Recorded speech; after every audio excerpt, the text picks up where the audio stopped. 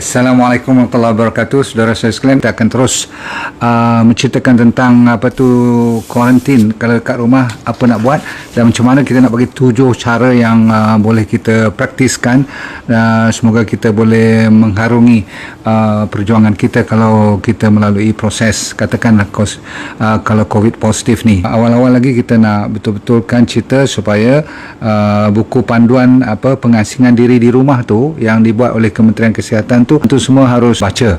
Okey, kalau boleh ingat lagi sekali, namanya ialah you type buku panduan pengasingan diri di rumah oleh Kementerian Kesihatan Malaysia. You type aja dia akan keluar panjang dan cukup kemas, dan dia bagi tahu daripada mula macam mana nak kenal gejala-gejala, sampaikan duduk kat rumah, sampaikan macam mana nak basuh baju dia ataupun nak buang sampah-sampah, sampai begitu sekali berapa hari dia punya kuarantin dan sebagainya. Okey, tapi saya akan bagi satu pandangan yang menyeluruh kalau berlaku sesuatu. Okey, maklum saja sekarang kita tak boleh kenal pasti siapa di kalangan dalam kita punya lingkaran kawan-kawan kita tu siapa sebenarnya yang kena atau tak kena. Kadang-kadang kita tak tahu, tahu-tahu kena je. So kita kena hati-hati. Baik, walaupun masih lagi ada gejala seperti 82% daripada kita akan rasa letih, rasa fatigue, rasa lesu, rasa macam badan tu memang tak bermaya saja. Itu kebiasaan, dah mula gejala yang pernah you dengar dulu. Walaupun sekarang dah ada varian,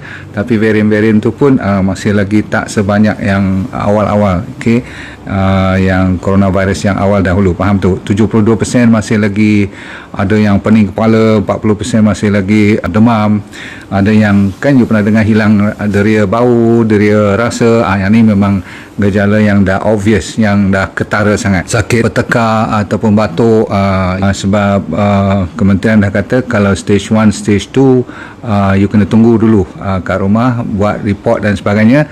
Nanti ada CAC ataupun PKD itu akan kontak anda melalui online sekarang ataupun telefon. Sebab apa?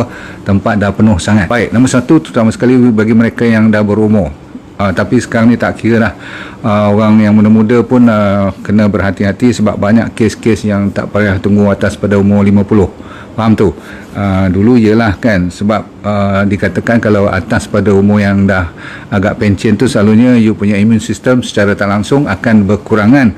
You punya sel, ada nama-nama seperti NK sel lah, beta sel, T sel, macam-macam lah, antibody lah, pendek cerita, dah mula rendah kan. Jadi ini anda lagi kena berhati-hati, especially nanti kalau anda yang masih lagi banyak makan antibiotik, selalu kena kemo ataupun dah kena steroid, ataupun ada comorbidity. Jadi malam ni bila you dengar perkataan comorbidity tu, you kena buka mata sikit. Memang selalunya orang yang meninggal tu dia kebanyakannya dah ada ataupun serangan-serangan, katakan dia punya masalah high blood pressure, diabetes dia, autoimmune dia, asma dia pun kadang-kadang dia menyala juga pada masa yang sama ni. Yang tu yang dipanggil co tu maksudnya bertemankan penyakit lain sekali. Faham tu? Apapun yang saya cerita ni, jangan sampai you panik ya, jangan sampai you rasa kadang-kadang rasa bersalah orang yang kena positif ni. Okey, kalau kena, okey, nombor satu jangan you panik, nombor dua jangan rasa bersalah, nombor tiga jangan terlalu takut. Saya tahu you risau, siapa tak risau? Saya sebagai doktor pun yang cakap beberapa kali pasal immunity lah, kononnya ada daya tahan lah, boleh buat diet, semua tu pun risau. Saya boleh faham, tetapi jangan over. Itu maksudnya kita jangan terlalu bersedih dan kecewa, sebab kita bezanya orang agama Islam ni, dia pegang kuat dengan Allah SWT, penjaga kita yang maha kuasa tu. Faham tu? Right? So kita tak lepas pada pegangan tali tu. Faham tu? Jadi kita jangan cepat marah. Masa ni kita sensitif, betul tak? Lepas tu kita ada sampai gangguan tidur, ada orang yang bimbang, resah dan depression pun, ada kemurungan. Jadi ini kes-kes yang akan menambah teruk lagi keadaan. So awal-awal saya cerita dari sudut psikologi, jaga, peranannya amat penting. Kalau ada sedikit kewangan, beli oximeter. Tahu tak? Yang pulse oximeter tu, you tengok kat hospital yang kita ada satu macam small device tu, alat tu kita masuk jari kita kan kat situ kan. Dalam tu kan dia ada pakai bateri je, 20 ke 30 ringgit ke kan. Janganlah bawah pada 20 ringgit tu, takut tak berapa accurate pula. Tapi dia tak mahal. Okey, kenapa zaman sekarang lebih penting yang bila you dengar perkataan varian baru ni, so Delta variant lah semua tu, jangan you panik, tetapi you kena buat apa yang saya kata ni. Kalau boleh order satu, sebab kita nak tengok you punya oksigen, pressure you dalam you punya badan tu, ataupun oksigen you tu cukup tak atas pada 95%. So kena tengok, kalau dalam keadaan you bergejala ataupun you risau-risau, tak apa, ambil je tu. Sebab zaman sekarang ni kadang-kadang bukan jenis yang nampak ada fever, ada batuk, dia jenis yang datang tanpa you tahu dah sakit, macam tu. Jadi kita hati-hati je lah. Okay, so yang tu satu. Kan saya janji 7 cara kan, yang mungkin bertulis atau tak bertulis dalam buku tu, tapi saya cerita ni apa yang saya buat. Okay, so nombor 1, oximeter. Tak payahlah buat every hour, every day pun. You jangan, kalau you dah boleh gelak ketawa, boleh melawak, boleh buat exercise dalam rumah, dalam bilik you sendiri, tahu tak, you macam biasa buat kerja daripada rumah, no problem, tak payahlah nak check lagi. Itu berarti you dah fobia pula. Okay, tapi itu adalah satu cara pertama. Jadi you lebih yakin, you punya oksigen masih lagi 98, 97, atas pada 95 lah, very important. So kalau 100% tu alhamdulillah. Okay, itu satu. Dan nombor 2, kalau bawah pada 95 tu, you kena check dengan doktor you. Okay, tengok apa jadi. Jangan tunggu bawah pada 90, it's very dangerous. Is that clear? Tapi kalau tak boleh, jangan panik. Saya selalu cerita ni supaya you sambil buat ikhtiar, tapi jangan panik. Okay, ikhtiar secara profesional. Itu satu. Nombor 2, tadi saya ada sebut perkataan comorbidity. Tahu penyakit seperti apa, kita selalunya yang penting diabetes, high blood pressure, penyakit autoimmune atau penyakit asma, ataupun penyakit yang obes sampai bernafas tak boleh tidur malam, yang berdengkur sampai tak boleh nafas, semua tu you kena jaga. Sebab apa nanti, yalah kan, you tahu corona ataupun covid ni dia suka attack bahagian paru-paru dulu, walaupun dia boleh pergi tempat mana-mana pun, tapi yang paling orang risau dia paru-paru lah. Bila dah batuk dan tengok ada pneumonia kan, doktor dah kena masukkan dalam hospital, kena pakai oksigen sebab dia dah jadi katakan fibrosis. Kita kena jaga paru-paru dulu. Penyakit buah pinggang terutama kena pastikan. Okay? Of course kalau ada penyakit liver pun kena jaga juga. Kenapa? Sebab bila immune system dah jatuh dan di attack pula dengan virus ni, dia banyak kerja dia nak buat, nak jaga virus lagi, nak jaga you punya masalah diabetes lagi, high blood lagi. Jadi sebab tu sekarang ni kalau you belum lagi bergejala, tidak ada risiko yang tinggi lain pada yang you tengah makan ubat sekarang, pastikan pembetulan tu dijaga rapi. Cepat-cepat sekarang belajar macam mana nak turunkan lagi you punya blood pressure ataupun you punya diabetes, asma tu, supaya dia tidak attack dan you berkurangan makan ubat. Sekarang katakan you bermasalah juga, maksudnya dah benda tu nak buat macam mana, dah positif. Okay, kita kena terima hakikat. Kalau betul positif, attack dia secara profesional. Okay, salah satu cara yang you kena buat tadi saya dah bagi. Pegang oximeter tu ada, lepas tu jaga you punya penyakit-penyakit lain supaya dia under control. Lepas tu nombor 3 ialah tidak lain tidak bukan ialah jaga diet you. Tapi sebenarnya diet tu jangan merasakan dia satu program yang menyeksakan. Dia sebenarnya program ataupun amalan yang akan menyelamatkan you. Sebab apa? Kalau kita dahlah immune system merendah, dahlah kena attack lagi, dahlah kita panik lagi kan, dahlah sekarang kes sampai beribu-ribu, you tak tahu macam mana dia nak boleh kontrol sekarang kat luar. Yang kena kita. Okey, so kita lah kena jaga betul-betul apa yang ada dalam badan kita sendiri, iaitu jangan sampai tak cukup vitamin, mineral dalam badan you. Kan kita perlukan fatty acid, amino acid, semua yang basic dalam badan kita tu yang hari-hari kita makan tu harus diperbetulkan. Saya dah kata jangan gula, jangan benda-benda yang fast food, jangan benda-benda yang banyak yang jenis-jenis yang boleh menyebabkan you allergic nanti, seperti barangan-barangan daripada supermarket kan. You pernah dengar kan saya kata selalu yang dalam tin, dalam kotak, dalam biskut, semua tu. Okey, jaga baik-baik. Makanan ikut betul-betul. Bila saya kata jangan makan terlalu tinggi daging merah, benda-benda yang ada hormon, injection dan sebagainya, itu untuk menjaga comorbidity you juga kan, supaya you tidak obes. Sebab obesity antara satu lagi comorbidity dia. Orang yang besok kalau nafasnya susah disebabkan oleh COVID ni, kalau you obes ataupun you ada asma, lagi susah nak jaga. So baik masa sekarang you dengar cakap, dan ikut air kena cukup, garam kena cukup, puasa very important to make sure. Okay, fasting is one of the step, sebab dalam puasa tu dia boleh meningkatkan immunity. Bayangkan, so sekurang-kurangnya you puasa malam, saya katakan lepas makan malam dah tak makan apa lagi kecuali air. Itu dari segi pemakanan. Nombor 4 ialah you kena kuatkan balik immune system kita. Nombor 1, matahari. Kalau yang ni pun nak fikir jauh-jauh, susahlah saya nak betulkan. Bukan semua orang banyak duit, betul tak, nak kena beli suplemen. Maka saya nak bagi benda yang you boleh cari secara natural. Mau tak mau you makan, so carilah makanan-makanan yang kan banyak sayur, banyak buah-buahan, banyak air, banyak garam, yang simple-simple. Bahkan yang saya suruh DND diet tu harganya selalunya 50% daripada makanan-makanan yang merepek tu. Sebab kalau you makan fast food, you makan benda-benda yang kononnya sedap, dan you mesti nak makan daging, ayam dan sebagainya tu, rupa-rupanya kalau you beli yang sayur ataupun ulam-ulam kampung aja, you lebih selamatkan you punya satu, ekonomi you. Nombor 2 ialah kesihatan you. Saya selalu kata, ambil, kalau you tanam pokok kelapa tu, share dengan kawan ke, bagi kat kawan seorang. Kalau you dapat 5 biji, you ambil lah kat rumah you 3 biji, bagi kat kawan you 2 biji ke, supaya kita share. Sebab apa? Kelapa tu antara terbaik. Kalau you pandai bahasa suplemen yang natural, limau antara terbaik vitamin C, betul tak? So you kena semangat, okay? Ni tak kira you kena atau tak kena, bahkan kalau kena lagilah.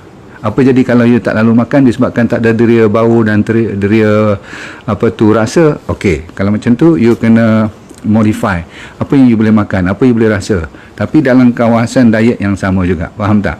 Takkan semua orang tak ada deria makan. Dalam 10 orang mungkin ada 2 atau 3 orang je yang macam tu, betul tak? Lagi 7 orang yang dah positif tapi dia masih boleh jalankan hidupnya macam biasa. Nak kena tingkatkan you punya immunity. Dan saya kata nombor 1 tadi, matahari. Berapa minit? Antara 10 hingga 15 minit kalau tengah matahari tu tengah betul-betul cantik. Tengah hari sekarang kan antara pukul 10 hingga pukul 2, bukan lagi sebelum pukul 9 pagi tu.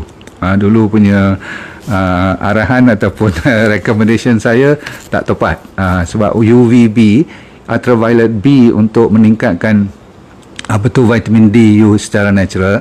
Pendek cerita, kita nak ambil vitamin D lah sebenarnya, yang Tuhan jadikan free of charge.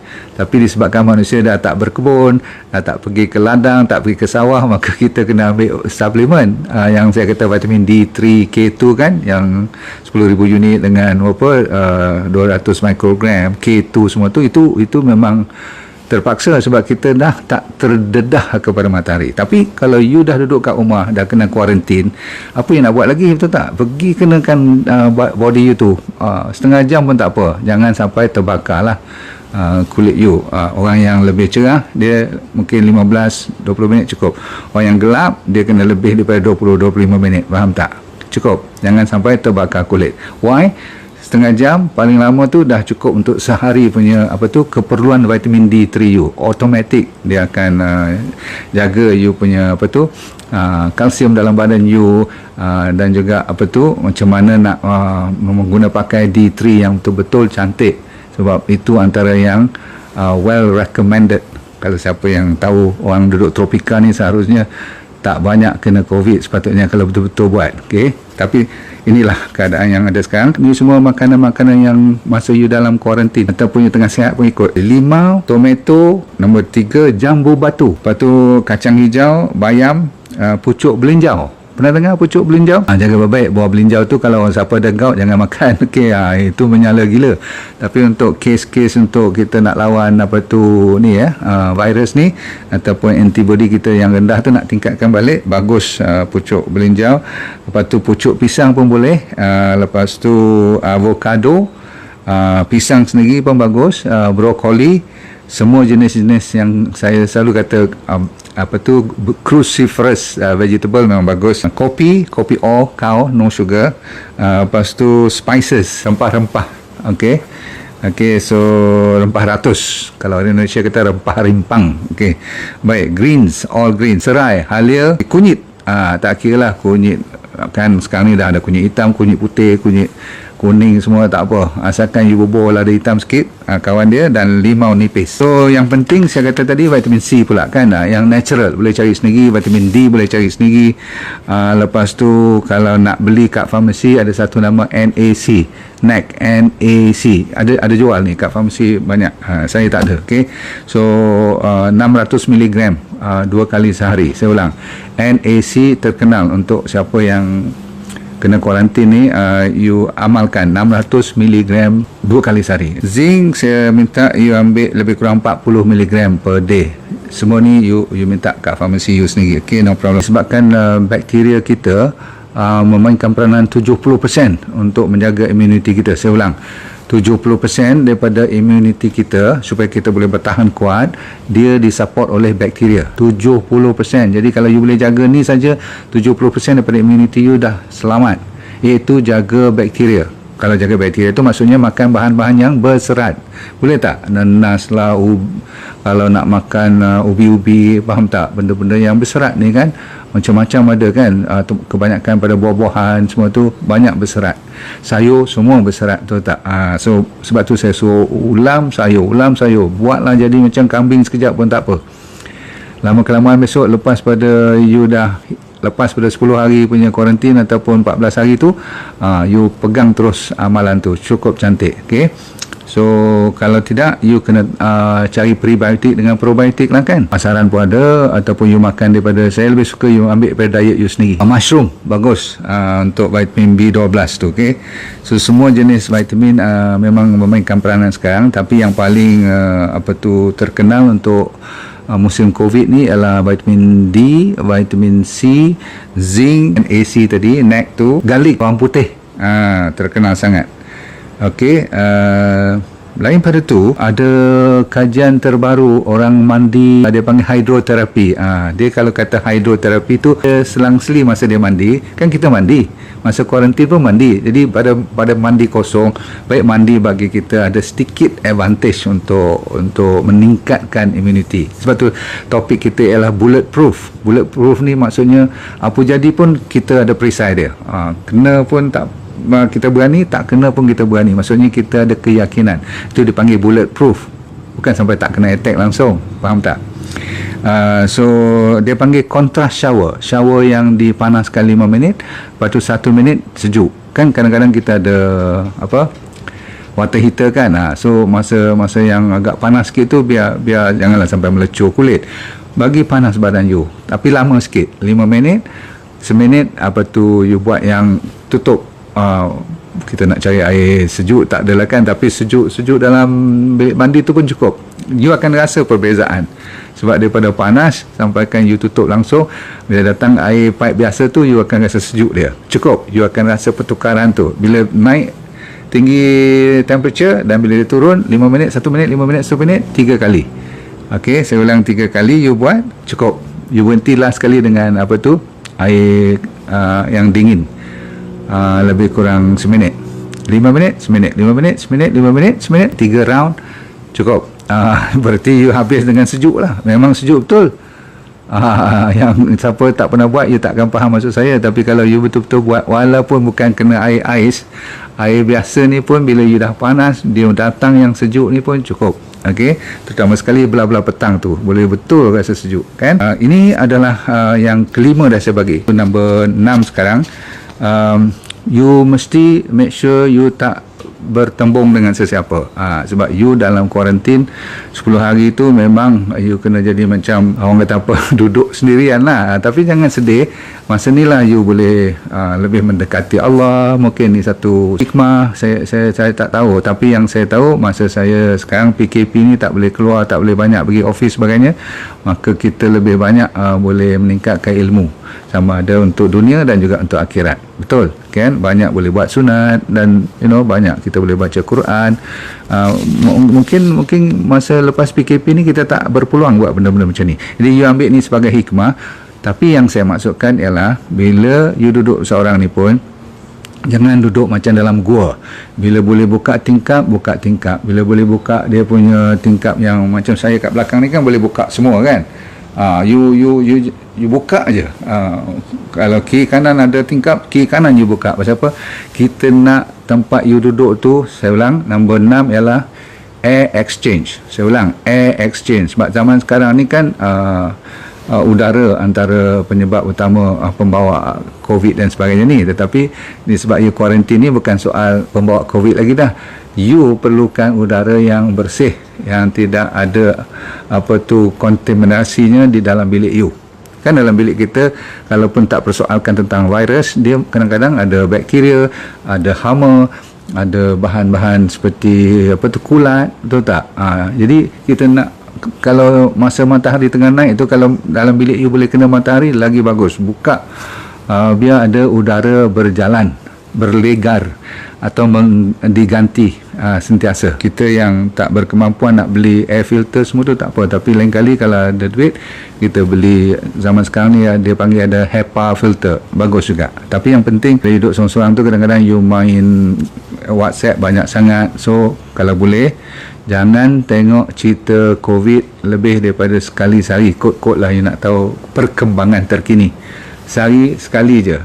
Saya kadang-kadang 2 hari tak tengok langsung soal-soal COVID ni. Bukan saya tak mau ambil perhatian, tapi kita ni manusia lemah. Kalau kita tengok benda yang baik, yang kita suka dengar, okey. Tetapi kalau benda yang kita tak suka dengar, ataupun zaman-zaman sekarang ni, kalau pula dia buat cerita yang fake, yang cerita lama dia mainkan balik, itu dah lah you tengah kena positif dan sebagainya kan. Dah lah mungkin adik-beradik you pun tengah sakit sekarang, betul tak? Sebagian daripada anda mungkin, saya faham, saya pun dapat banyak kawan yang dah ada adik-beradik mereka yang sampai dah meninggal pun. Jadi saya doakan semoga you pun banyak bersabar dan cuba cekalkan diri. Sebab apa, ini semua Allah punya aturan ya.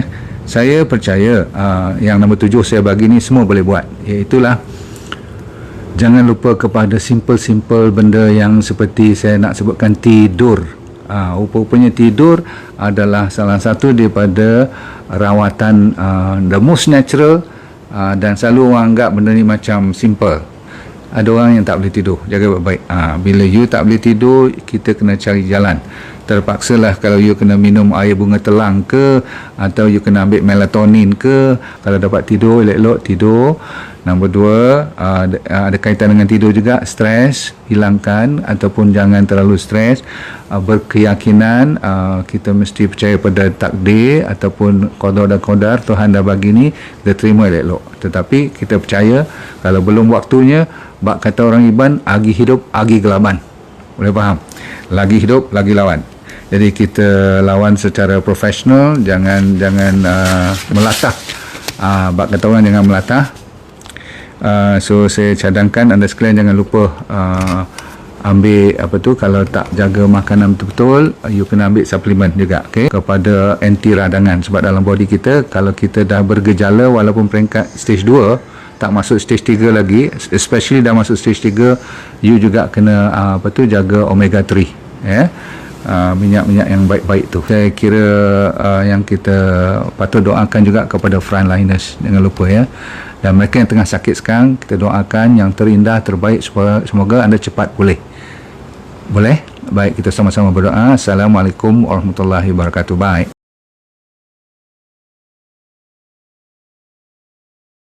Assalamualaikum warahmatullahi wabarakatuh. Nama saya Dr. Nurdin Darus. Dulu pernah bekerja di Majlis Sukan Negara, Jabatan Psikiatri di University Hospital, dan lepas tu saya buat corporate program. Tapi Tuhan bagi rezeki kat saya untuk kena kanser pada 2001. Bukanlah seronok, tetapi pengalaman. Kali kedua saya kena relapse pada 2012. Di pengalaman tu saya nak share dengan anda, kalau anda bermasalah berpenyakit ataupun sama ada dari segi fizikal ke mental, tak jadi hal, asalkan you nak merubah hidup you. Dan bagi mereka yang belum sakit pun paling mustahak untuk mempertahankan, menghindar daripada kena sakit. Tapi insyaAllah dalam program yang dinamakan DND Well for Life 90 Day Challenge, maksudnya 90 hari punya cabaran ni untuk meningkatkan kesejahteraan dan kesihatan hidup anda. Mau tak? Okey, apa yang dia akan dapat dalam program tu, nanti kita akan ajar teknik-teknik macam mana nak menyelesaikan masalah penyakit dulu secara alami. Kita fokus kepada penyakit yang serius dulu, kanser lah, diabetes, high blood pressure, kolesterol, jantung, jantung, untuk autoimun terutama sekali, arthritis, gout, masalah hormon dan sebagainya. Yang penting ialah kalau anda bermasalah emosi pun boleh kita tolong bantu. Yang penting sekali ialah teknik tu. Kita kena bagi kat you dalam masa 90 hari ni, seminggu demi seminggu, saya semacam coach you, iaitu teknik macam 7 day living, teknik 7 prinsip macam mana orang boleh sihat walafiat sepanjang hayat. Kita kena belajar. Orang Okinawa daripada Jepun, apa yang dimaksudkan dengan ikigai, saya akan ajar juga macam mana nak cari hala tujuan hidup. Ramai orang stres sangat sekarang ni, dan kita sediakan doktor-doktor juga untuk bersama bantu you supaya kita semua boleh sama membantu menjadi sihat walafiat, merubah daripada sekarang kepada benda-benda ataupun ilmu yang baru untuk menyihatkan body secara mental dan fizikal. Okey,